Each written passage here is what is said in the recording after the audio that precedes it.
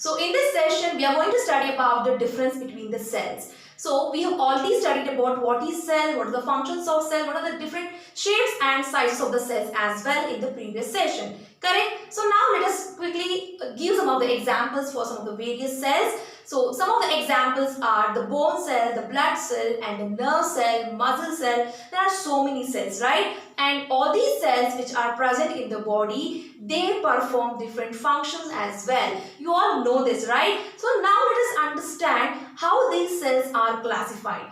The cells are classified into two broad categories, that is the prokaryotic cell and the eukaryotic cell. Now in this session, let us understand what is the difference between these two, that is the pro and the eukaryotic cell. Okay, so when I talk about prokaryotic cell, the name itself says it is pro. That means it is primitive. So here the prokaryotic cells, they do not have the definite nucleus in them. That means their nucleus is not surrounded by nuclear membrane.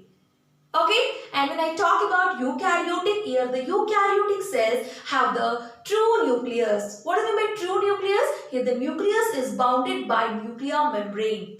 This is the first difference. So let us move towards the second difference then. So when I talk about the prokaryotic organism, here these cells, the prokaryotic cells, they do not have the membrane bound cell organelles. What are cell organelles?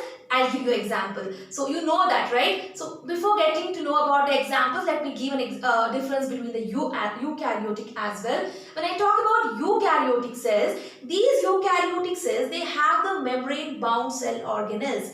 Now, what are cell organelles then? Cell organelles are the organelles which are embedded or present in the cytoplasm. Then what are the examples for them? Some of the examples for the cell organelles are mitochondria, Golgi complex, endoplasmic reticulum. When I talk about endoplasmic reticulum, there are two, right? It is smooth and the rough endoplasmic reticulum. Apart from this, there are vacuoles, there are chloroplasts, there are so many cell organelles as well. So when I talk about all these cell organelles, these cell organelles are present in the eukaryote but not in the prokaryote. Clear?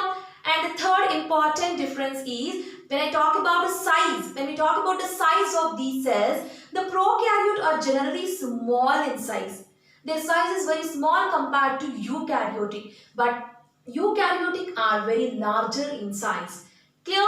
So let us now talk about their occurrence. When I talk about their occurrence, these prokaryotic cells, they are the first form of living organisms or the living things which exist on the earth.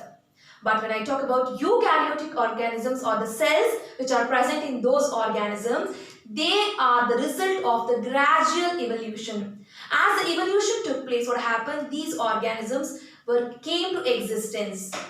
Clear?